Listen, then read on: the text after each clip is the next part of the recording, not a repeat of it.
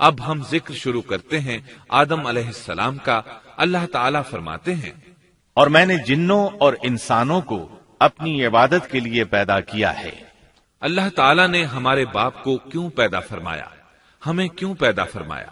تاکہ ہم اس کی عبادت کریں، اگرچہ وہ عبادت کا محتاج نہیں، وہ تو بے نیاز ہے، البتہ ہم اس کے محتاج ہیں۔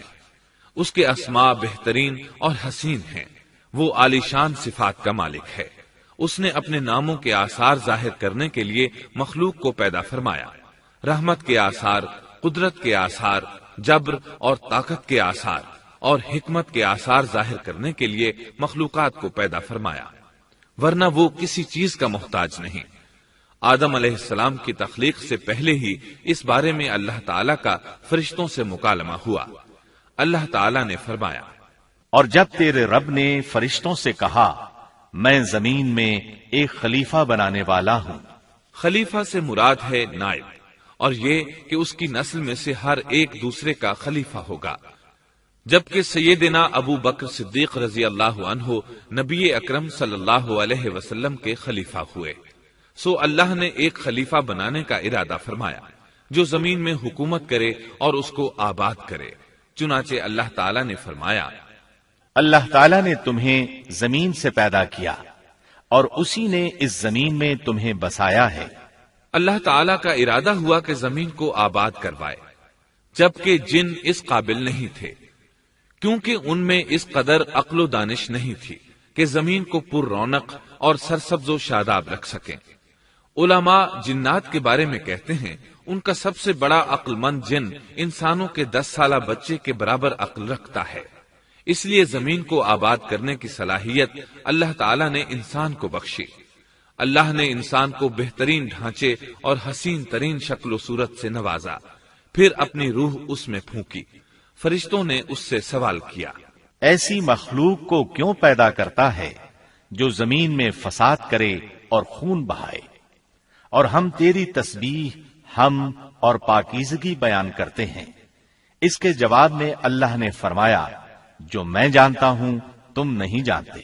دراصل فرشتوں نے کسی طرح معلوم کر لیا تھا کہ آدم کی اولاد زمین میں فساد کرے گی، خون ریزی کرے گی، لیکن انہوں نے یہ بات اعتراض کے طور پر نہیں کہی تھی، کیونکہ ایسا اعتراض تو گناہ ہے، اور فرشتے پلک جھپکنے کے برابر اللہ کی معصیت اور نافرمانی نہیں کرتے، بلکہ وہ تو نہایت معزز عبادت گزار ہیں، کسی بات میں اللہ پر پیش دستی اور سبقت نہیں کرتے اور اس کے حکم پر عمل کرتے ہیں۔ اللہ کے حکم کی نافرمانی نہیں کرتے، بلکہ جو حکم دیا جائے بجا لاتے ہیں۔ اس لیے فرشتوں کا یہ پوچھنا وضاحت طلبی کے لیے تھا، وہ تو انسان کے پیدا کرنے کی وجہ پوچھ رہے تھے۔ وہ زمین میں جنات کے اعمال اور کرتوت کا مشاہدہ کر چکے تھے، یعنی اللہ تعالیٰ نے انہیں پیدا کر کے اختیار دیا تو وہ فتنہ و فساد اور فسق و فجور میں مبتلا ہو گئے، اور اب ایک اور مخلوق زمین میں بسائی جا رہی تھی، تو اس بات کا امکان تھا کہ یہ مخلوق بھی ان کے نقش قدم پر چلے۔ اس لیے فرشتوں نے تعجب اور حیرت کی بنا پر یہ سوال کیا تھا، اور پوچھنے کا مقصد یہ تھا کہ کیا یہ بھی جنوں کی طرح ہوں گے؟ اس طرح انہیں یہ خدشہ لاحق ہوا کہ شاید ان سے اللہ کی عبادت میں کوتاہی یا کمی واقع ہوئی ہے، جس کی وجہ سے اللہ کو نئی مخلوق پیدا کرنا پڑی۔ اس لیے ان کی بات میں یہ بھی تھا کہ ہم تیری حمد اور ثنا بیان کرتے ہیں۔ بہرحال ان کے سوال کے دو مقصد تھے، کیا یہ جنوں کی طرح فساد کرنے والی قوم ہے؟ کیا ہم سے تیری عبادت میں کوتاہی ہوئی ہے؟ اس پر اللہ تعالیٰ نے فرمایا، جو میں جانتا ہوں وہ تم نہیں جانتے۔ اس موقع پر فرشتوں کے ذہنوں میں ایک اور بات بھی آئی، وہ آپس میں کہنے لگے کہ اللہ تعالیٰ جو بھی مخلوق پیدا کرے گا وہ ہم سے زیادہ معزز اور عالم نہیں ہو سکتی۔ یعنی جب فرشتوں نے باقی مخلوقات کا جائزہ لیا، مثلا آسمان، زمین، پہاڑ، جن، چوپایوں وغیرہ کا، تو انہوں نے سوچا یہ ہم سے زیادہ مرتبے والی نہیں ہے، لہذا یہ مخلوق بھی پیدا ہو رہی ہے تو یہ ہم سے زیادہ مرتبہ نہیں رکھتی۔ یہ ہمارا خاص مقام ہے کہ اللہ کی تسبیح میں مصروف ہیں، کفر سے محفوظ ہیں، ہر حکم بجا لاتے ہیں، اللہ کے تمام احکامات پورے کرتے ہیں، آسمان اور زمین میں اس کا حکم نافذ کرتے ہیں، اور اللہ کے نزدیک ہم سب سے زیادہ شرف والے ہیں۔ لہذا اگر یہ نئی مخلوق انسان بھی پیدا ہو جائے تو کیا ہوا، ہم سے زیادہ معزز اور علم والی تو نہیں ہوگی۔ بہرحال جب اللہ تعالیٰ نے آدم کو پیدا کیا تو زمین کی مٹی لانے کا حکم فرمایا، چنانچہ اللہ تعالیٰ کے پاس مٹی لائی گئی۔ امام ترمذی، ابن حبان اور امام احمد رحمت اللہ علیہ نے ایک حدیث بیان کی ہے جس کے الفاظ کچھ یوں ہیں: اللہ تعالیٰ نے آدم علیہ السلام کو مٹی کی ایک مٹھی سے پیدا فرمایا، اس مٹی کو اللہ تعالیٰ نے پوری زمین سے اٹھوایا تھا۔ یہی وجہ ہے کہ آدم کی اولاد زمین کے لحاظ سے ہی ظہور پذیر ہوئی۔ بعض سرخ رنگ کے ہیں تو بعض سیاہ اور بعض سفید، اور کچھ اس کے درمیان میں ہیں۔ بعض نیک ہیں، بعض خبیث، اور کچھ پاکیزہ قسم کے ہیں۔ انسان کی تخلیق مٹی سے شروع ہوئی، اس مٹی کو پانی سے تر کیا گیا تو یہ تین بن گئی۔ اسی وجہ سے قرآن مجید کی بعض آیات میں تراب کا لفظ آیا ہے۔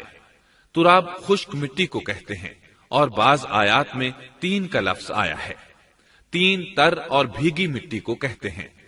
اللہ تعالیٰ فرماتے ہیں خلقہ من تراب، یعنی آدم کو تراب سے پیدا کیا گیا۔ مٹی کی عام حالت کو تراب کہتے ہیں، اور فرمایا جب آپ کے رب نے فرشتوں سے کہا کہ میں مٹی سے بشر کو پیدا کرنے والا ہوں، جب اس مٹی کو پانی سے زیادہ بھگویا گیا تو وہ لیسدار ہونا شروع ہو گئی، اسی لیے اللہ تعالیٰ نے فرمایا ہم نے انسان کو لیسدار اور چپکنے والی مٹی سے پیدا کیا۔ پھر اللہ تعالیٰ نے اپنے مبارک ہاتھوں سے انسان کا ڈھانچہ تیار کیا۔ اللہ نے فرمایا خلقت بیدی، میں نے اپنے دونوں ہاتھوں سے پیدا کیا۔ اللہ تعالیٰ نے انسان کی خلقت فرشتوں کے سپرد نہ کی، بلکہ بذات خود اسے تخلیق کے مراحل سے گزارا اور اپنے ہاتھوں سے اس کی تصویر کشی کی۔ اللہ نے انسان کو پہلے ایک مورتی کی صورت میں ڈھالا، اس کے بعد ایک مقررہ مدت تک چھوڑے رکھا، یہاں تک کہ گیلی مٹی خشک ہو گئی اور اس کا رنگ سیاہ ہو گیا، بدبو آنے لگی، پھر وہ کھنکھناتی مٹی میں بدل گئی، اور آخرکار آگ پر پکی ہوئی مٹی یعنی فخار ٹھیکری کی صورت اختیار کر گئی، جس سے مٹکے وغیرہ تیار کیے جاتے ہیں۔ سیاہ مٹی کو ہماون کہتے ہیں، اور بدبودار کو مسنون کہتے ہیں، اور کھنکھنا کر بولنے والی مٹی کو سلسال کہتے ہیں، اور ٹھیکری کی طرح کی مٹی کو الفخار کہتے ہیں۔ مختلف آیات میں یہ الفاظ وارد ہوئے ہیں۔ اور یقیناً ہم نے انسان کو کھنکھناتی خشک مٹی سے پیدا کیا جو کہ بدبودار اور سیاہ گارے سے خشک ہوئی تھی۔ اور فرمایا اللہ نے انسان کو کھنکھناتی مٹی سے پیدا کیا جو کہ ٹھیکری کی طرح تھی۔ ان تمام آیات کریمہ میں کوئی تناقض، تعارض اور اختلاف نہیں، اس لیے کہ ان مختلف آیات میں انسان کو اس کی تخلیق کے مختلف مراحل کی یاد دہانی کرائی گئی ہے۔ خلاصہ کلام یہ ہوا کہ تخلیق کے عمل کا پہلا مرحلہ تراب تھا، یعنی عام حالت والی خشک مٹی، پھر تین یعنی بھگوئی ہوئی مٹی، پھر لیسدار مٹی یعنی سلسال، پھر ٹھیکری کی طرح کی مٹی یعنی فخار، اور یہ کام جمعے کی آخری گھڑی میں کیا گیا۔ اور یہ دن اللہ کے لحاظ سے شمار ہونے والے دنوں میں سے ہمارے دنوں کی طرح نہ تھا، ہمارے اور اللہ کے دن مختلف ہیں۔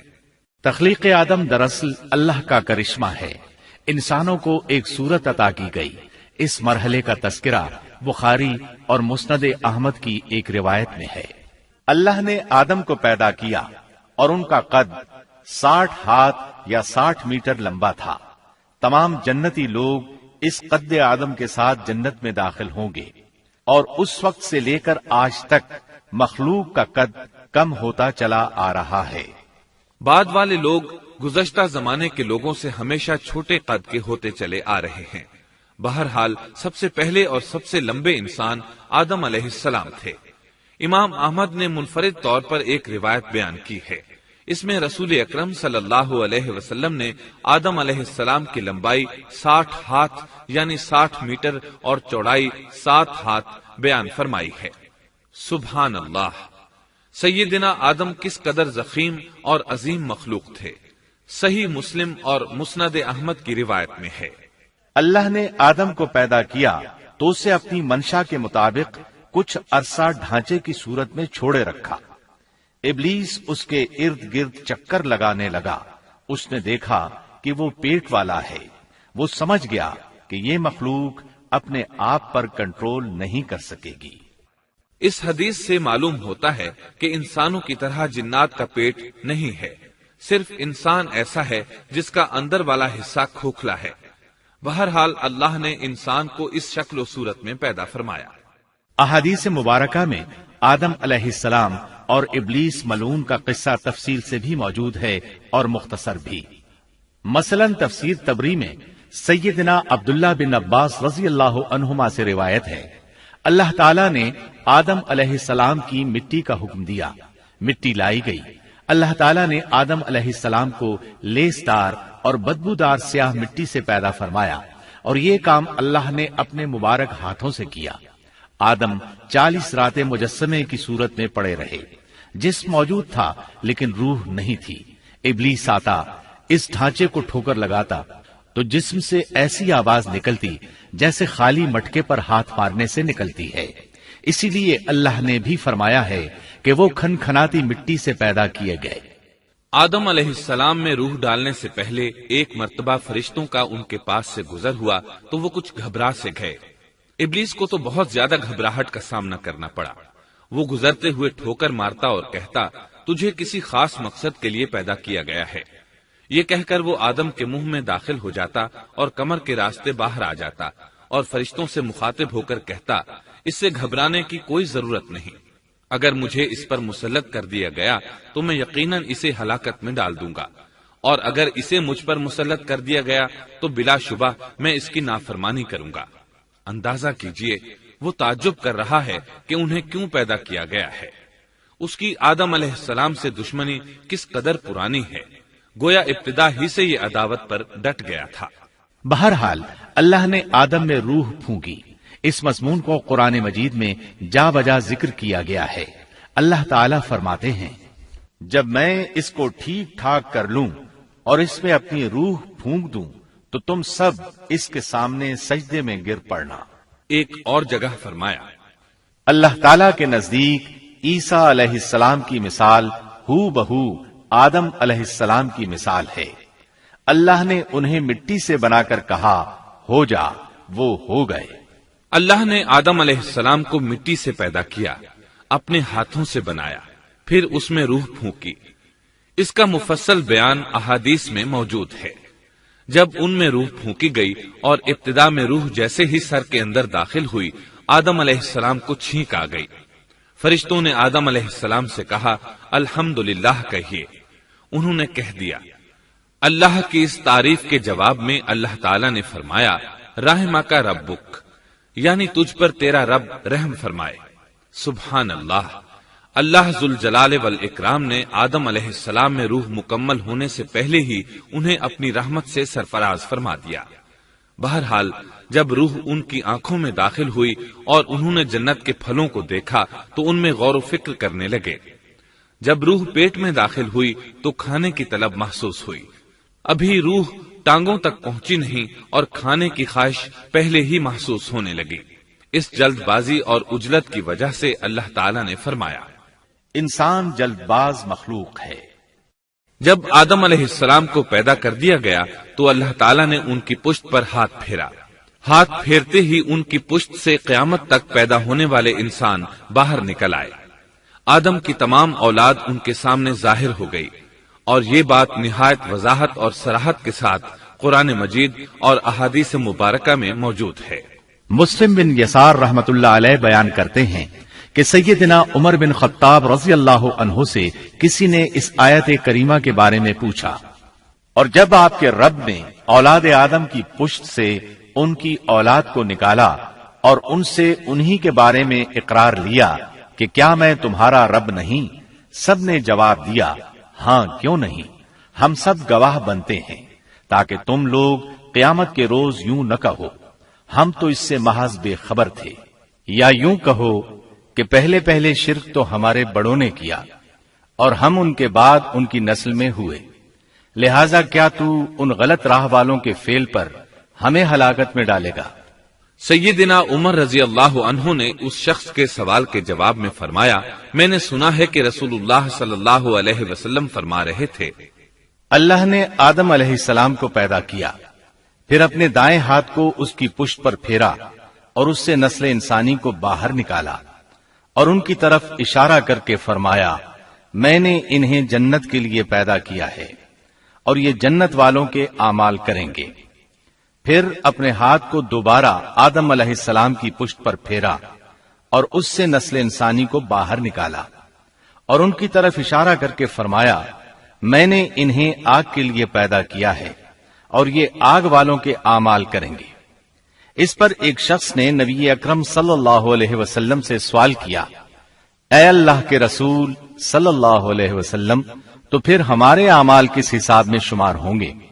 آپ نے جواب میں فرمایا، اللہ تعالیٰ جب کسی بندے کو جنت کے لیے پیدا کرتا ہے تو اس سے جنت والوں کے کام کرواتا ہے، حتیٰ کہ جنت والے اعمال میں سے ہی کسی عمل پر اس کا موت سے سامنا ہوتا ہے، اس وجہ سے اللہ اسے جنت میں داخل کرتا ہے، اور جب اللہ کسی بندے کو آگ کے لیے پیدا کرتا ہے تو اسے آگ والے اعمال پر لگا دیتا ہے، یہاں تک کہ وہ آگ والے اعمال میں سے کسی عمل پر مرتا ہے، اس کی وجہ سے اللہ اسے آگ میں داخل کر دیتا ہے۔ ہر شخص کے لیے اس کام میں آسانی پیدا کر دی جاتی ہے جس کے لیے وہ پیدا کیا گیا ہے۔ لیکن یہ بات ذہن میں ہر وقت موجود رہنی چاہیے کہ اللہ نے انسان کو اختیار دے رکھا ہے کہ وہ اپنی عقل اور فکر کی روشنی میں اللہ کے احکامات پر عمل پیرا ہو کر خود کو جنتی بنا لے، یا عقل کا درست استعمال نہ کرتے ہوئے شیطان کا پٹا گلے میں ڈال لے اور جہنم میں جگہ بنا لے۔ یہ تو اللہ نے انسان کو اختیار دے رکھا ہے، اس کی مرضی کہ جنت والے اعمال کرے یا جہنم والے۔ ہر انسان میں دونوں طرف جانے کی طاقت اور صلاحیت موجود ہے۔ اللہ نے انسان کو مجبور نہیں بنایا، البتہ ہر انسان کو جو بھی رویہ اختیار کرنا تھا اللہ کو اس کا علم تھا، اور اس کا علم برحق ہے، قطعی ہے، اس میں کوئی غلطی نہیں ہو سکتی، اس لیے اس نے اپنے علم کے مطابق تقدیر لکھ دی۔ اب ہم جو کچھ کرتے ہیں تقدیر سے مجبور ہو کر نہیں کرتے، بلکہ اپنے اختیار سے کرتے ہیں، اور چونکہ تقدیر بھی اللہ کے حکم سے لکھی گئی اس لیے اس میں بھی کوئی خطا واقع نہیں ہوتی۔ لہذا تقدیر کا یہ مطلب نہیں کہ انسان تقدیر کی بنا پر ہدایت ماننے یا نہ ماننے پر مجبور ہے، ایسی بات قطعاً نہیں۔ اور درست بات یہ ہے کہ تقدیر کا مسئلہ بہت زیادہ پیچیدہ ہے اور مشکل ترین مسائل میں سے ہے، یہاں اس کی تفصیل کا موقع نہیں۔ جب اللہ نے آدم علیہ السلام کو پیدا کر لیا اور اس میں اپنی روح پھونک دی تو فرشتوں کو حکم دیا کہ آدم کو سجدہ کرے۔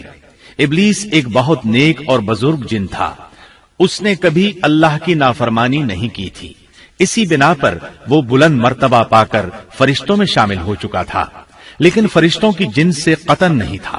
اللہ نے اسے اطاعت اور فرما برداری کا صلہ دیا تھا، اس کی عزت اور اکرام کرتے ہوئے آسمان میں بسایا تھا، لمحہ بھر کے لیے بھی اس نے اللہ کی نافرمانی نہیں کی تھی، اور پھر اللہ نے آدم کو سجدہ کرنے کا حکم دیا، اور اس حکم کے مخاطب فرشتے اور ابلیس تھے۔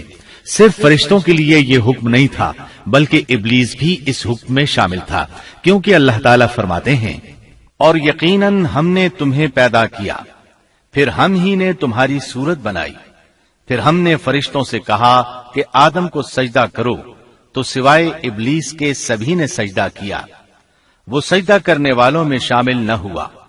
اللہ تعالیٰ نے فرمایا، تجھے کس چیز نے سجدے سے روک دیا جبکہ میرا حکم تیرے لیے بھی تھا؟ تو اس سے ثابت ہوا اس حکم میں فرشتوں کے ساتھ ابلیس بھی شامل تھا، کیونکہ قرآن میں از امرتک کے الفاظ ہیں۔ اس کا مطلب ہے کہ میں نے تجھے حکم دیا تھا، اور پھر ابلیس نے جواب میں یہ نہیں کہا کہ تو نے تو مجھے حکم ہی نہیں دیا تھا، بلکہ اس نے سجدہ نہ کرنے کی وجہ یہ بتائی۔ اس نے کہا، میں سجدہ کیوں کروں، میں اس سے بہتر ہوں، اس لیے کہ تو نے مجھے آگ سے پیدا کیا اور اسے مٹی سے۔ تو پھر کہا، اللہ نے حکم دیا، تو اس سے نیچے اتر جا۔ غرض جب ابلیس نے نافرمانی کی، سرکشی اور تکبر کا مظاہرہ کیا تو اس وقت اللہ تعالیٰ اور اس کے درمیان مکالمہ ہوا۔ اللہ نے اس کی سرکشی دیکھ کر اسے سزا دیتے ہوئے فرمایا، اس جنت سے اتر جا، تجھے کوئی حق حاصل نہیں کہ تو اس جنت میں رہ کر تکبر کرے۔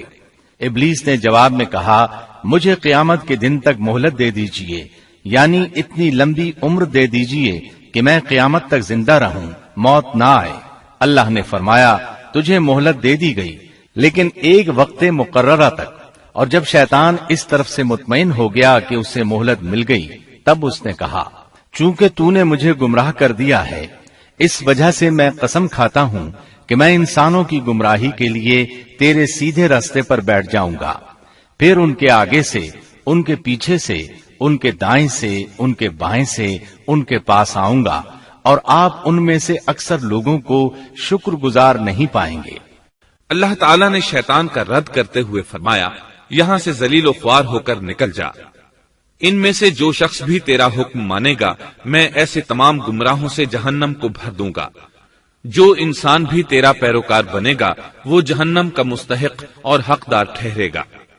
قرآن مجید میں دوسرے مقامات پر بھی اس گفتگو کو نئے پیرائے میں دہرایا گیا ہے۔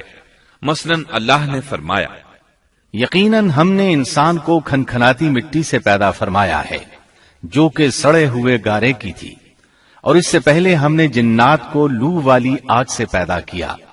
اور جب تیرے پروردگار نے فرشتوں سے فرمایا، میں انسان کو سیاہ بدبودار کھنکھناتی مٹی سے پیدا کرنے والا ہوں، جب میں اسے پورا بنا چکوں اور اس میں اپنی روح پھونک دوں تو تم سب اس کے لیے سجدے میں گر پڑنا۔ چنانچہ تمام فرشتوں نے سجدہ کیا سوائے ابلیس کے، اس نے سجدہ کرنے والوں میں شمولیت اختیار کرنے سے صاف انکار کر دیا۔ اللہ تعالیٰ نے فرمایا، اے ابلیس، تجھے کیا ہوا کہ تو سجدہ کرنے والوں میں شامل نہ ہوا؟ وہ بولا، میں ایسے انسان کو سجدہ نہیں کر سکتا جسے تو نے سیاہ بدبودار کھنکھناتی مٹی سے پیدا کیا ہے۔ اللہ تعالیٰ نے فرمایا، اب تو بہشت سے نکل جا، کیونکہ تو مردود ہے اور تجھ پر قیامت کے دن تک میری پھٹکار ہے۔ کہنے لگا، اے میرے رب، مجھے اس دن تک مہلت دے دے جس دن کے لوگ دوبارہ زندہ کیے جائیں گے۔ اللہ نے فرمایا، اچھا، اس مقررہ وقت کے دن تک تجھے مہلت دی گئی۔ کہنے لگا، اے میرے رب، چونکہ تو نے مجھے گمراہ کیا ہے، مجھے بھی قسم ہے کہ میں انسانوں کے لیے زمین میں گناہوں کو خوشنما بناؤں گا اور ان سب کو بہکا دوں گا، سوائے ان کے جو تیرے منتخب اور مخلص بندے ہوں گے، وہ میرے بہکاوے میں نہیں آئیں گے۔ اللہ نے فرمایا، ہاں، یہی مجھ تک پہنچنے کی سیدھی راہ ہے کہ مخلص بن جاؤ، میرے بندوں پر تجھے کوئی غلبہ نہیں ہوگا۔ البتہ جو گمراہ لوگ تیری پیروی کریں گے، یقیناً ان کے وعدے کی جگہ جہنم ہے۔ ایک اور مقام پر اللہ تعالیٰ فرماتے ہیں، جب ہم نے فرشتوں کو حکم دیا کہ آدم کو سجدہ کرو تو ابلیس کے سوا سب نے سجدہ کیا۔ اس نے کہا، کیا میں اسے سجدہ کروں جسے تو نے مٹی سے پیدا کیا ہے؟ اچھا دیکھ لے، اسے تو نے مجھ پر فضیلت دی ہے، اگر مجھے بھی تو نے قیامت تک ڈھیل دی تو میں سوائے چند لوگوں کے اس کی اولاد کو گمراہ کروں گا۔ اس پر اللہ نے فرمایا، جا، ان میں سے جو بھی تیرا فرمانبردار ہو جائے گا تو تم سب کی سزا جہنم ہے، جو پورا پورا بدلہ ہے۔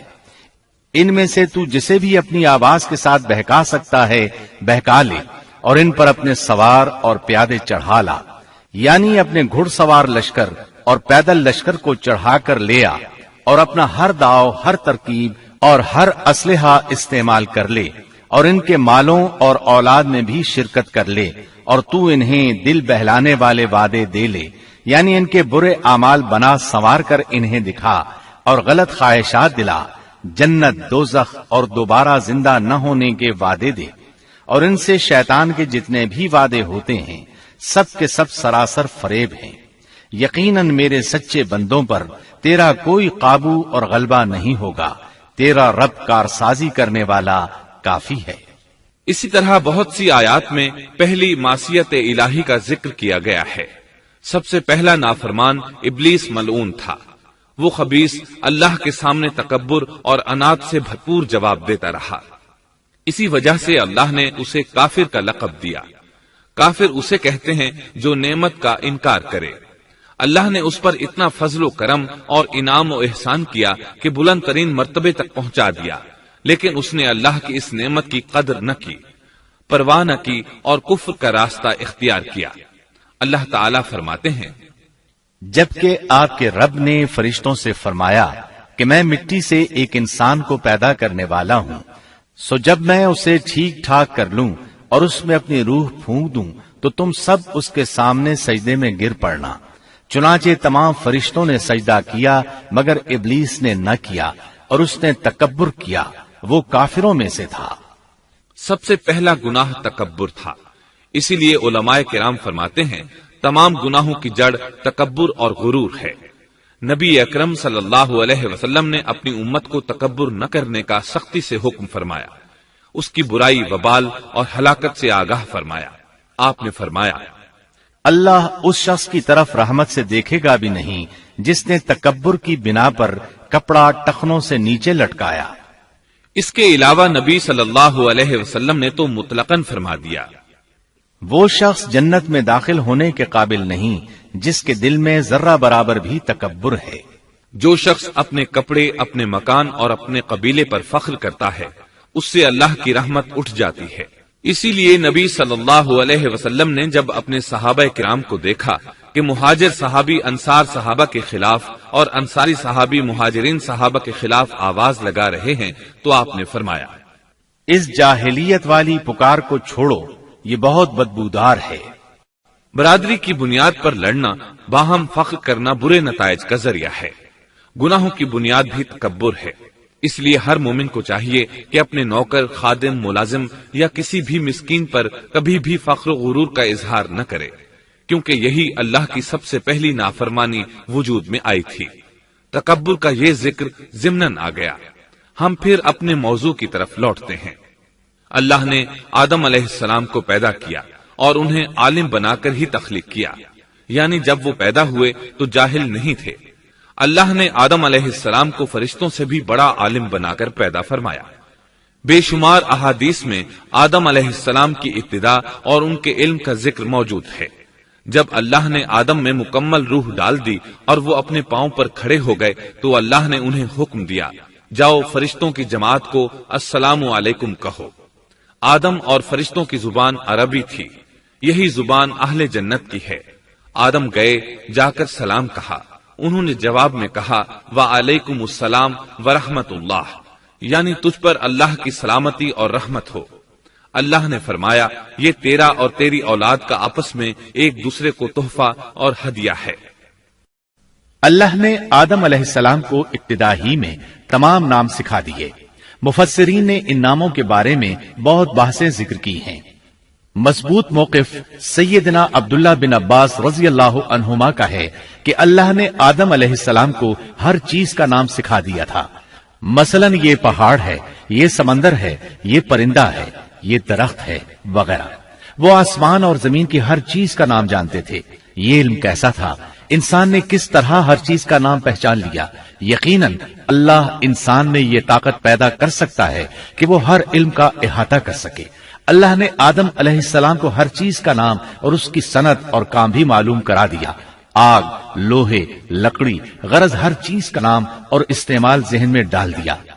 وہ کس قدر عظیم علم سے بہرور ہوئے، سبحان اللہ۔ بہرحال اللہ نے آدم علیہ السلام کو صرف شکل و صورت اور تخلیق ہی میں بلند مرتبہ عطا نہیں کیا تھا، بلکہ عقل و علم کے لحاظ سے بھی بلند درجے اور مقام پر فائز کیا تھا، جیسا کہ اللہ تعالیٰ فرماتے ہیں، اللہ نے آدم علیہ السلام کو ہر چیز کا نام سکھا دیا، پھر ان چیزوں کو فرشتوں پر پیش کیا اور فرمایا، مجھے ان چیزوں کے نام بتاؤ اگر تم سچے ہو۔ مطلب یہ کہ تم اپنے دعوے میں کہاں تک سچے ہو؟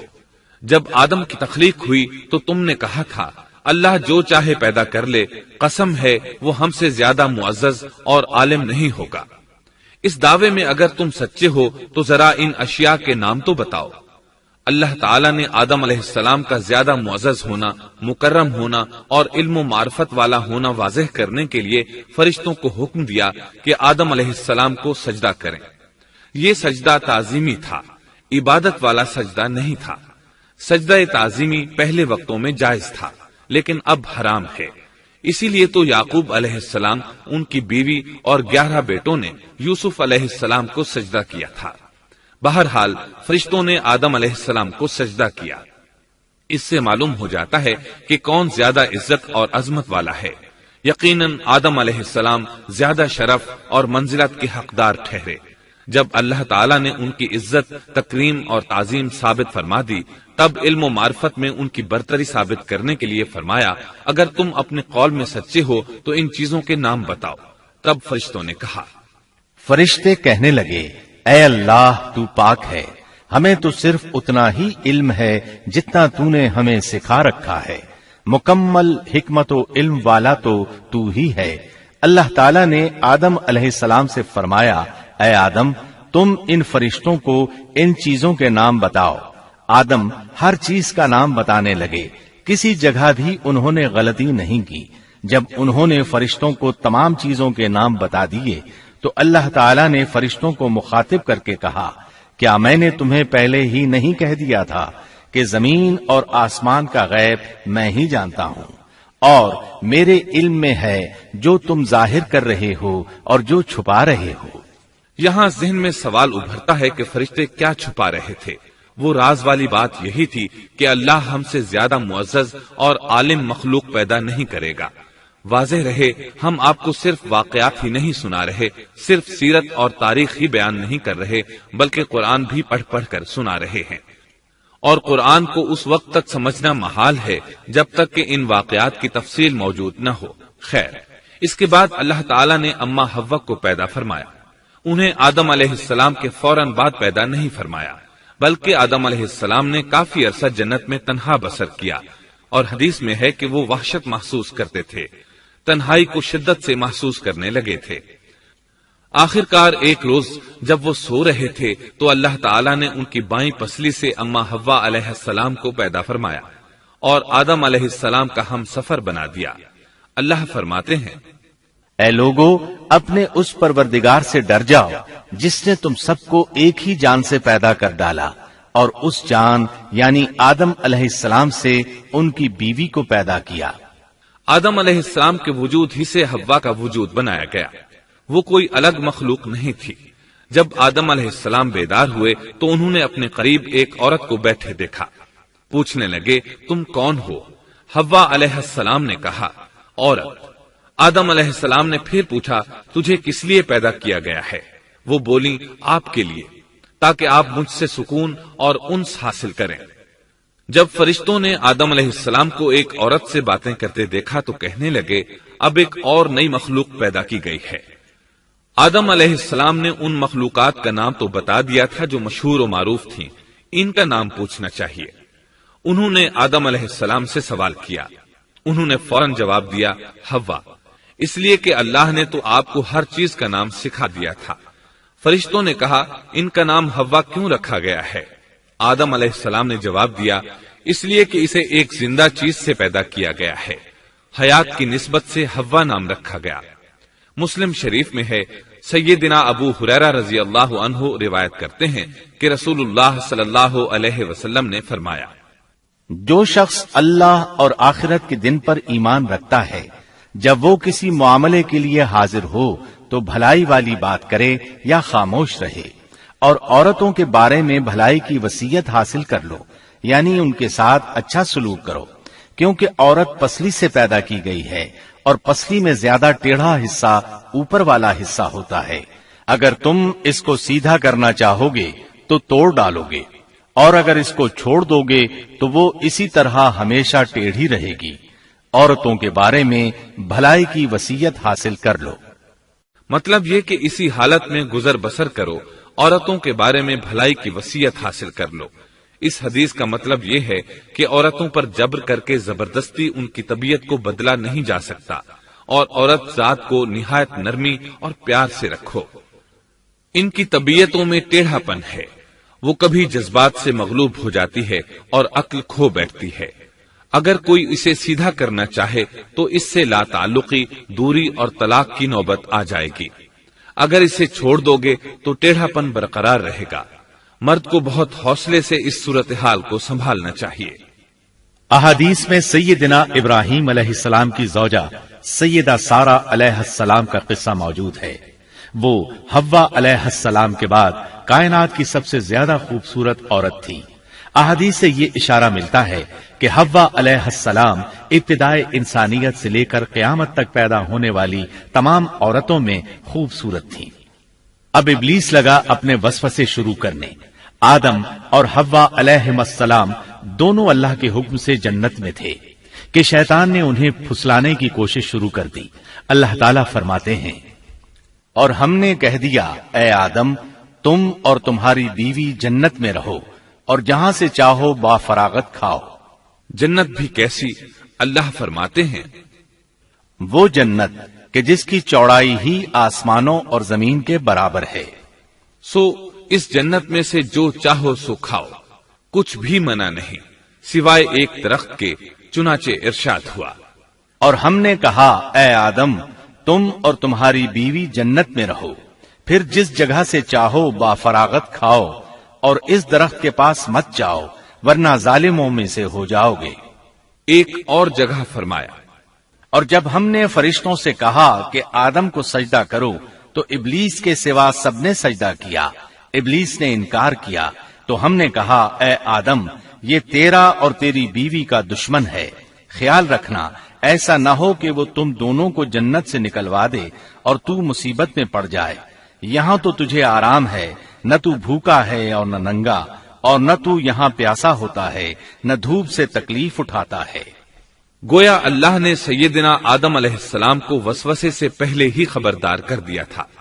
ان آیات سے یہ بھی پتا چلا کہ انسان سے ابلیس کی عداوت اور دشمنی ابتدا ہی سے چلی آ رہی ہے، اور یہ بھی ثابت ہوا کہ جو لوگ کہتے ہیں کہ انسان ابتدا میں ننگا تھا ان کا قول صحیح نہیں، اس لیے کہ اللہ تعالیٰ نے جنت میں بھی آدم علیہ السلام پر لباس رکھا اور زمین میں بھی لباس نازل کر دیا، جیسا کہ اللہ تعالیٰ فرماتے ہیں، اے آدم کی اولاد ہم نے تم پر لباس کو نازل کیا جو تمہاری شرمگاہوں کو چھپاتا ہے اور زینت کا سبب بھی ہے، اور تقوی کا لباس اس سے بھی بہتر ہے۔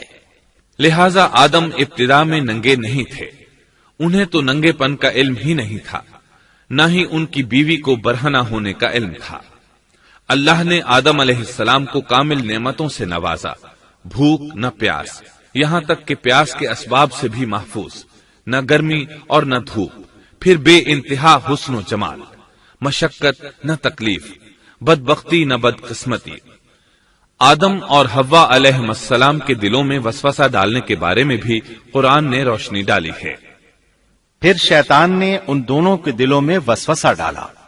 یہ وسوسہ اس نے ان دونوں کو طمع دلانے کی صورت میں پورا کیا، اور یہ طمع دلائی کہ اس درخت کو کھانے سے ہمیشگی اور بقا ملتی ہے اور کبھی نہ ختم ہونے والی بادشاہت حاصل ہوتی ہے، اور اس وسوسے کا مقصد یہ تھا تاکہ ان کا پردہ بدن جو ایک دوسرے سے پوشیدہ تھا دونوں کے روبرو بے پردہ کر دے۔ ان کی شرمگاہوں کو ننگا کرنے کے لیے اس نے ایسا کیا۔ وہ دونوں کپڑے میں ملبوس تھے، ستر ڈھانپ رکھا تھا۔ جب انہوں نے اس درخت سے کھایا تو لباس نیچے گر گیا، دونوں برہنہ ہو گئے۔ یہی شیطان چاہتا تھا کہ انہیں برہنہ کر دے، اللہ کی نافرمانی پر اکسائے۔ ارشاد ہوتا ہے، شیطان نے انہیں وسوسہ ڈالا، کہنے لگا اے آدم کیا میں تجھے دائمی زندگی کا درخت اور وہ بادشاہت نہ بتلا دوں جو کبھی پرانی نہ ہو؟ جب تم اس درخت سے کھاؤ گے تو ہمیشہ زندہ رہنے والے بن جاؤ گے اور زبردست بادشاہت حاصل کر لو گے۔ اس نے یہ تمنا بھی دلائی۔ تمہارے رب نے تم دونوں کو اس درخت سے اس لیے منع کیا ہے کہ تم دونوں فرشتے نہ بن جاؤ یا ہمیشہ زندہ رہنے والے نہ بن جاؤ۔ یعنی تم اس درخت سے کھا لو گے تو فرشتے بن جاؤ گے اور ہمیشہ قائم دائم رہو گے۔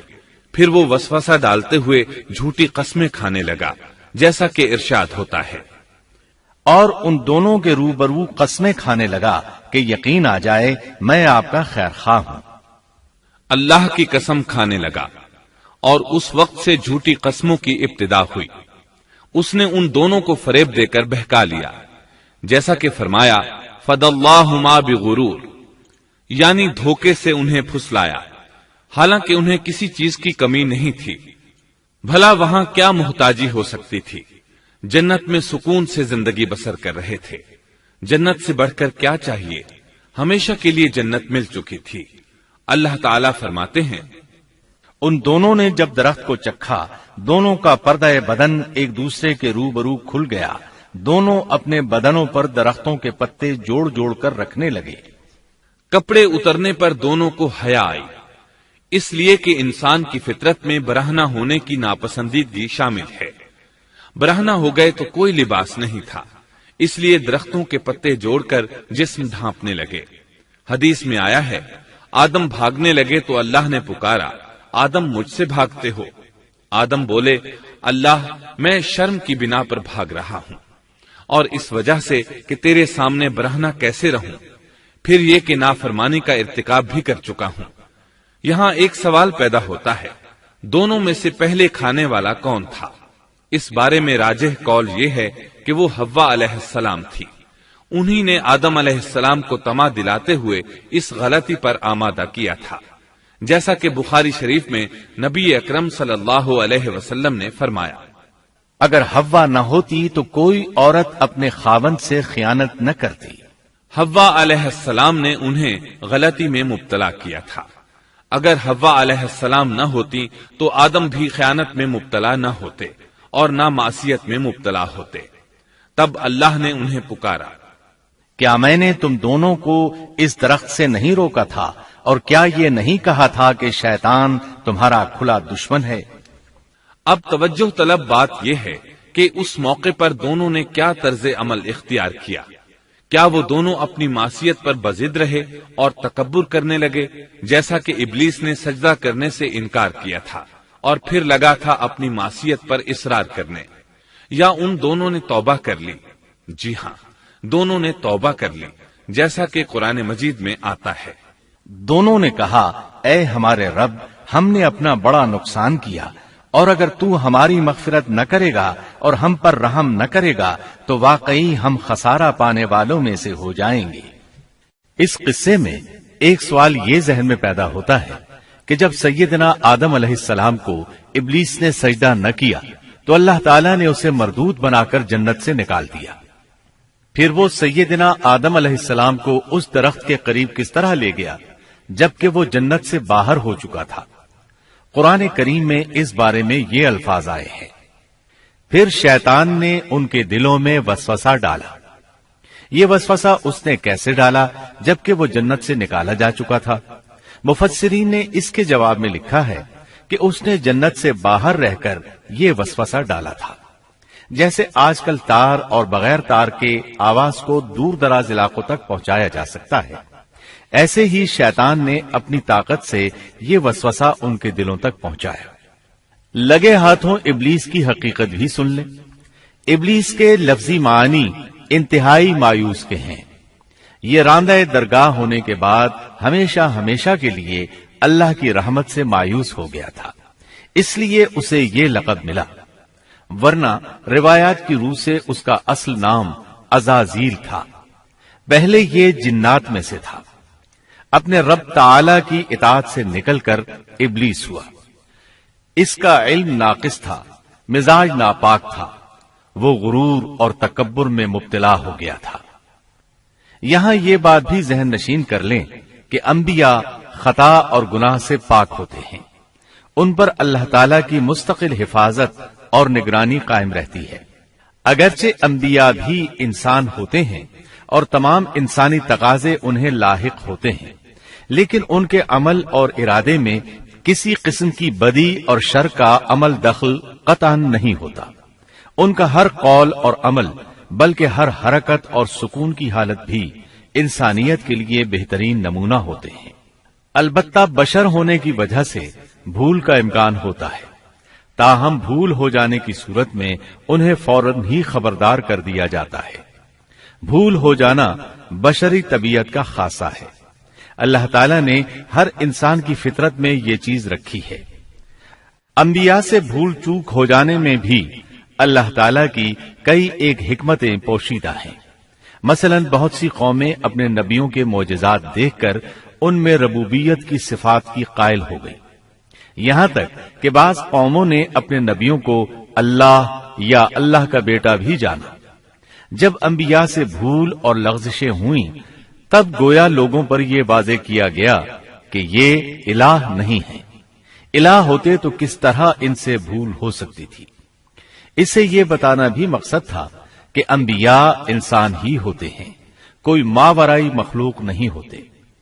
سیدنا آدم علیہ السلام کے واقعے پر غور کرنے سے یہ حقیقت مزید واضح ہو جاتی ہے کہ سیدنا آدم علیہ السلام کی یہ لغزش گناہ نہیں تھی۔ ممنوع درخت کا پھل کھاتے ہی سیدنا آدم علیہ السلام اور اماں حوا کا لباس اتر گیا تھا۔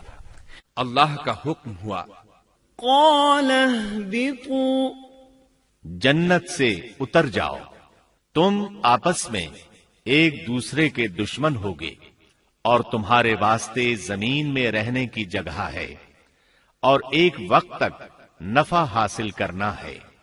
فرمایا تم وہیں زندگی بسر کرو گے اور وہیں مرو گے اور وہیں سے دوبارہ نکالے جاؤ گے۔ قرآن مجید کے دیگر مقامات میں بھی اس قصے کی تفصیل موجود ہے۔ مثلاً فرمایا، اور اس سے قبل ہم نے آدم سے ایک عہد لیا تھا مگر وہ بھول گئے اور ہم نے ان میں کوئی عزم نہیں پایا۔ اللہ تعالی فرماتے ہیں، اور جب ہم نے فرشتوں سے کہا آدم کو سجدہ کرو تو ابلیس کے سوا سب نے سجدہ کیا، اس نے صاف انکار کر دیا۔ تو ہم نے کہا اے آدم، یہ تیرا اور تیری بیوی کا دشمن ہے، خیال رکھنا ایسا نہ ہو وہ تم دونوں کو جنت سے نکلوا دے اور تو مصیبت میں پڑ جائے۔ یہاں تو تجھے یہ آرام ہے کہ نہ تو بھوکا ہوتا ہے اور نہ ننگا، اور نہ تو یہاں پیاسا ہوتا ہے اور نہ دھوپ سے تکلیف اٹھاتا ہے۔ لیکن شیطان نے اسے وسوسے میں ڈال دیا، کہنے لگا میں آپ کو دائمی زندگی کے درخت اور وہ بادشاہت بتلاؤں جو کبھی پرانی نہ ہو۔ چنانچہ ان دونوں نے اس درخت سے کھایا، پس ان کے ستر کھل گئے اور وہ بہشت کے پتے اپنے اوپر چپکانے لگے۔ آدم نے اپنے رب کی نافرمانی کی، پس بہک گیا۔ پھر اس کے رب نے نوازا، اس کی طرف توجہ فرمائی اور اس کی رہنمائی کی۔ حکم ہوا تم دونوں یہاں سے اتر جاؤ، تم آپس میں ایک دوسرے کے دشمن ہو۔ اب تمہارے پاس جب کبھی میری طرف سے ہدایت پہنچے تو جو میری ہدایت کی پیروی کرے نہ تو وہ بہکے گا نہ تکلیف میں پڑے گا، ہاں جو میری یاد سے روگردانی کرے گا اس کی زندگی تنگی میں رہے گی اور بروز قیامت ہم اسے اندھا کر کے اٹھائیں گے۔ آدم علیہ السلام زمین پر اترے اور اپنے رب سے توبہ کے کلمات سیکھ لیے۔ وہ کلمات یہ ہیں، ربنا ظلمنا أنفسنا وإن لم تغفر لنا وترحمنا لنكونن من الخاسرين۔ اے ہمارے رب، ہم نے اپنا نقصان کیا اور اگر تو نے ہم پر مغفرت و رحمت نہ فرمائی تو ہم خسارہ اٹھانے والوں میں سے ہو جائیں گے۔ آدم علیہ السلام زمین پر اترے اور ان کے ساتھ حوا علیہ السلام بھی اتری اور ان کے ساتھ ہی ابلیس کو بھی اتارا گیا۔ یہ کس جگہ پر اترے اس بارے میں اختلاف پایا جاتا ہے، لیکن ابن عباس رضی اللہ عنہ کی بات راجح محسوس ہوتی ہے کہ آدم علیہ السلام کو ہند میں اور حوا علیہ السلام کو جدے میں اتارا گیا۔ جب آدم علیہ السلام اتر آئے تو حوا علیہ السلام کی تلاش شروع کر دی، زمین میں ان کی تلاش میں سرگرداں ہوئے۔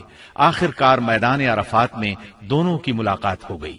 چونکہ میدان عرفات میں دونوں نے ایک دوسرے کی معرفت حاصل کی تھی اور ان کا آپس میں تعارف ہوا تھا، لہذا اسی مناسبت سے اس میدان کا نام عرفات مشہور ہو گیا۔ اللہ تعالیٰ نے زمین کے اندر انسانوں کو پھیلانا شروع کیا اور زمین کو مردوں اور عورتوں سے آباد کر دیا۔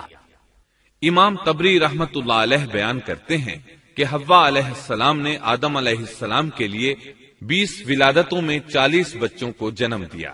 ہر بار 2 بچوں کو جنم دیتی تھی، ایک لڑکا ہوتا ایک لڑکی۔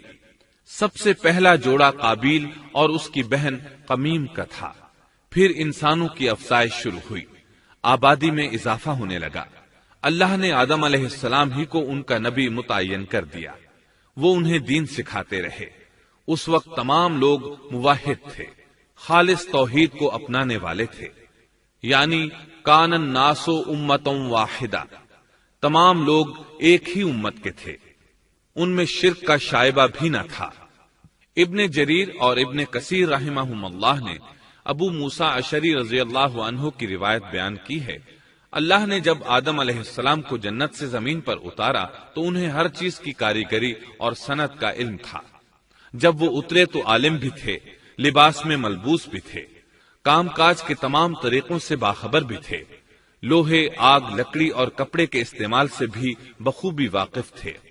ہمارے برعکس وہ ان کاموں کو اپنی ابتدا ہی سے جان چکے تھے، کیونکہ ہم سب لوگوں کا حال یہ ہے کہ جب تک سکھایا نہ جائے ہمیں کچھ نہیں آتا۔ آج کے دور میں بعض افریقی قبائل کے افراد وحشیانہ اور غیر مہذب زندگی گزارتے ہیں۔ علماء کا کہنا ہے کہ یہ لوگ زمین پر رہنے والوں میں سے گمراہ ترین انسان ہیں۔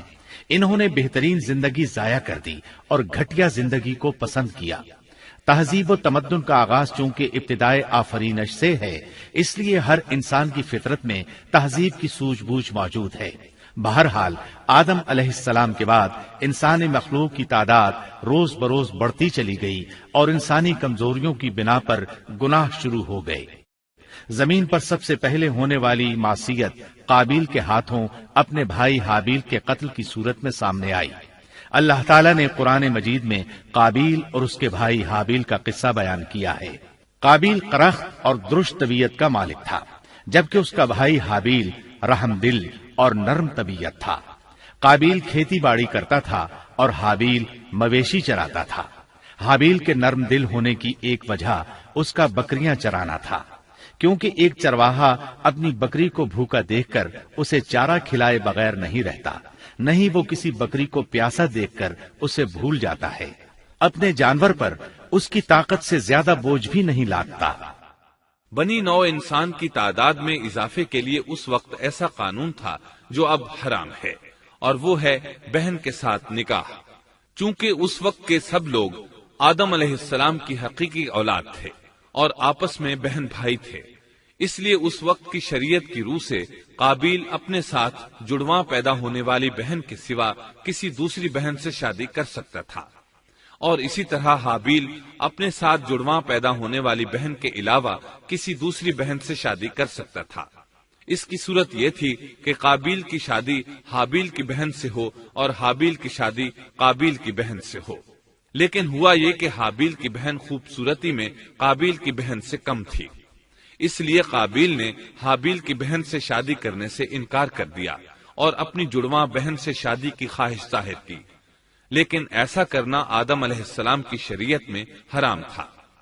آپ نبی بھی تھے اور رسول بھی۔ رسول اور نبی میں فرق یہ ہے کہ رسول پر شریعت اور احکام نازل ہوتے ہیں، لیکن نبی پر شریعت نازل نہیں ہوتی، البتہ اس کی طرف وحی نازل ہوتی ہے اور معجزات عطا کیے جاتے ہیں، جبکہ شریعت صرف رسولوں ہی پر نازل کی جاتی ہے۔ آدم علیہ السلام بھی چونکہ رسول تھے، اس لیے ان کی شریعت میں یہ قانون تھا کہ کوئی شخص اپنے ساتھ جڑواں پیدا ہونے والی بہن کے ساتھ شادی نہیں کر سکتا۔ قابیل اس شرعی حکم کی وجہ سے غضبناک ہو گیا، اس نے تعجب کا اظہار کرتے ہوئے اس قانون کو ماننے سے انکار کر دیا۔ آدم علیہ السلام نے ان دونوں کے درمیان فیصلہ کرتے ہوئے انہیں حکم دیا کہ دونوں اللہ کے حضور ایک ہدیہ پیش کریں۔ ہدیہ اس جانور کو کہتے ہیں جسے اللہ کے نام پر ذبح کر کے فقراء میں تقسیم کر دیا جائے۔ اس سے مقصود اللہ کے لیے اپنی نیت کو خالص کرنا ہوتا ہے۔ اس عمل کو قربانی کہا جاتا ہے۔ آدم علیہ السلام کے زمانے میں قربانی کا جو قانون تھا اس کے قبول ہونے کی نشانی طے تھی، اور وہ یہ کہ آسمان سے ایک آگ نمودار ہوتی اور اس قربانی کو جلا دیتی۔ اس کا مطلب تھا قربانی قبول ہو چکی ہے، اور اگر آگ قربانی کو نہ جلاتی تو سمجھ لیا جاتا کہ قربانی قبول نہیں ہوئی۔ آخر قربانی کا دن آ پہنچا۔ حابیل نے اپنے مویشیوں میں سے ایک بہترین جانور لیا اور قربان گاہ میں لا کر اللہ کے حضور پیش کر دیا۔ دوسری طرف قابیل نے اپنی کھیتی کے غلے میں سے ردی قسم کا غلہ قربانی کے لیے پیش کیا۔ دوسرے دن دونوں قربان گاہ پہنچے تو انہوں نے دیکھا کہ حابیل کی قربانی قبول ہو چکی ہے، جبکہ قابیل کی قربانی کو آگ نے چھوا تک نہیں تھا۔ یہ دیکھ کر قابیل حابیل پر غضبناک ہوا۔ شیطان نے بھی اسے وسوسے میں مبتلا کیا کہ اپنے بھائی کو قتل کر دے۔ اس نے اپنے بھائی حابیل کو جان سے مار ڈالنے کا پختہ ارادہ کر لیا۔ اس وقت تک روئے زمین پر کوئی انسان قتل نہیں ہوا تھا۔ انسانی تاریخ میں یہ پہلا قتل ہے جس کا ارتکاب قابیل نے کیا۔ وہ اپنے بھائی حابیل کے پاس گیا اور اس سے بولا، میں تجھے قتل کر دوں گا۔ جواب میں حابیل نے کہا، اگر تو مجھے قتل کرنے کی کوشش کرے گا تو میں اپنے دفاع میں ہاتھ نہیں اٹھاؤں گا، اس لیے کہ میں چاہتا ہوں تو اپنے دیگر گناہوں کے ساتھ میرے قتل کا گناہ بھی اٹھا لے، تیرے گناہ زیادہ ہو جائیں۔ چنانچہ ایک تاریک رات میں حابیل سویا ہوا تھا کہ قابیل ایک بڑا سا پتھر اٹھا کر اس کے پاس آیا۔ اس نے وہ پتھر اپنے بھائی کے سر پر دے مارا۔ اس طرح اس نے حابیل کو قتل کر دیا، روئے زمین پر قتل کی ابتدا کر دی، زمین کو پہلے خون سے رنگ دیا۔ تاریخ انسانی میں یہ سب سے پہلا جرم تھا جو قابیل کے ہاتھوں ہوا۔ قتل تو وہ کر بیٹھا، اب حیران اور پریشان ہوا کہ اس کی لاش کا کیا کرے۔ اس وقت تک نسل انسانی موت سے بھی دوچار نہیں ہوئی تھی۔ آدم علیہ السلام کی اولاد میں سے اس وقت تک کوئی فوت نہیں ہوا تھا، اس لیے قابیل کو معلوم نہیں تھا کہ مردے کے ساتھ کیا کیا جائے۔ اسی کشمکش کے عالم میں اس نے بھائی کی لاش کو کمر پر اٹھا لیا اور چل پڑا۔ چلا جا رہا تھا کہ اللہ نے 2 کوے بھیجے۔ دونوں کوے آپس میں لڑ پڑے، ایک نے دوسرے کو ہلاک کر دیا۔ اب زندہ کوا مٹی کھودنے لگا۔ اس طرح اس نے ایک گڑھا تیار کر لیا، مردہ کوے کو اس میں رکھا اور اوپر مٹی ڈال دی۔ اس طرح قابیل کو دفن کا طریقہ معلوم ہوا۔ اس نے بھی گڑھا کھودا اور حابیل کی لاش کو اس میں دبا دیا۔ وہ اپنے کیے پر نادم ضرور تھا، لیکن اس نے اللہ سے معافی نہ مانگی، جبکہ انسان کے لیے ضروری ہے کہ اس سے کوئی گناہ ہو جائے تو اللہ سے معافی مانگے۔ قابیل اور حابیل کے درمیان جو مکالمہ ہوا، اللہ تعالیٰ نے اس کا ذکر سورہ مائدہ آیت 27 تا 29 میں کیا ہے۔ اللہ فرماتے ہیں، آدم علیہ السلام کے دونوں بیٹوں کا کھرا کھرا حال بھی انہیں سنا دو۔ ان دونوں نے ایک نذرانہ پیش کیا، ان میں سے ایک کی نذر تو قبول ہو گئی اور دوسرے کی قبول نہ ہوئی تو وہ کہنے لگا، میں تجھے مار ہی ڈالوں گا۔ اس نے کہا، اللہ تقوی والوں ہی کا عمل قبول کرتا ہے، گو تو میرے قتل کے لیے دسترازی کرے، لیکن میں تیرے قتل کے لیے ہرگز اپنا ہاتھ نہیں بڑھاؤں گا۔ میں تو اللہ تعالی پروردگار عالم سے خوف کھاتا ہوں۔ میں تو چاہتا ہوں کہ تو میرا گناہ اور اپنا گناہ اپنے سر پر رکھ لے اور دوزخیوں میں شامل ہو جائے۔ ظالموں کا یہی بدلہ ہے۔ اس کا مطلب یہ تھا کہ تیرے اور گناہوں کے ساتھ میرے قتل کا گناہ بھی تیرے ذمہ لگے اور تو ظالموں میں سے ہو جائے۔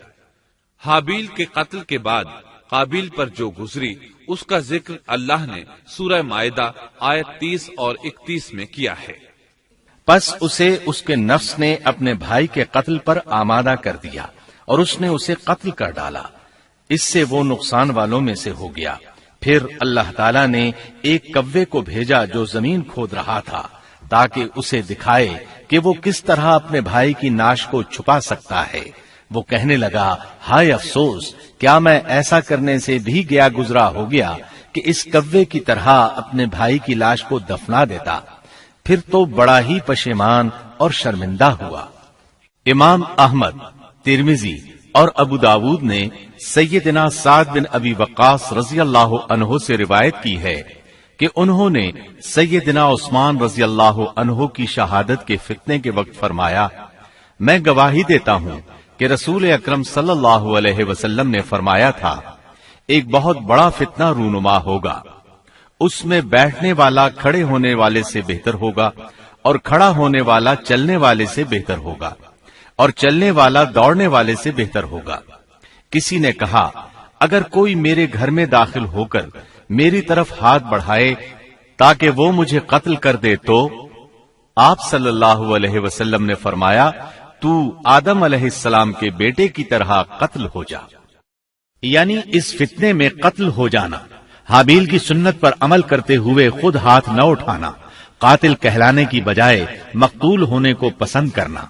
اسی طرح مسند احمد کی ایک روایت میں ہے، رسول اللہ صلی اللہ علیہ وسلم نے فرمایا، دنیا میں جب بھی کوئی ظلم سے قتل ہوتا ہے تو اس کا گناہ آدم علیہ السلام کے پہلے بیٹے قابیل کی گردن پر ضرور ہوتا ہے، اس لیے کہ وہ پہلا شخص ہے جس نے ظالمانہ قتل کی ابتدا کی اور یہ ناپاک طریقہ جاری کیا۔ اس حدیث سے اس جرم کی نوعیت کا بخوبی اندازہ ہوتا ہے کہ اللہ تعالیٰ نے اس کو صرف ایک قتل قرار نہیں دیا بلکہ اس کو ایک گھناؤنی حرکت قرار دیا۔ قیامت تک آنے والے لوگ جو اس گناہ کے مرتکب ہوں گے ان کا کچھ گناہ قابیل کے حساب میں ڈالا جائے گا۔ حابیل کو قتل کرنے کے بعد قابیل نے اپنی بیوی کو ساتھ لیا اور دور دراز نرم زمین کے پاس جا کر رہائش پذیر ہو گیا اور آدم علیہ السلام کے سامنے تک نہ ہوا۔ آدم علیہ السلام پہاڑوں کے قریب ایک بستی میں رہ رہے تھے، یہ ان سے بہت دور جا بسا تھا۔ اس طرح قابیل کا آدم علیہ السلام سے رابطہ بالکل ختم ہو گیا اور اس سے ایک نئی نسل کی ابتدا ہوئی۔ فحاشی اور اریانی کو ان کے ہاں عروج حاصل تھا۔ عبادت یہ لوگ اگرچہ اللہ ہی کی کرتے تھے لیکن آدم علیہ السلام کی شریعت کے خلاف بے حیائی کے دل دادا تھے۔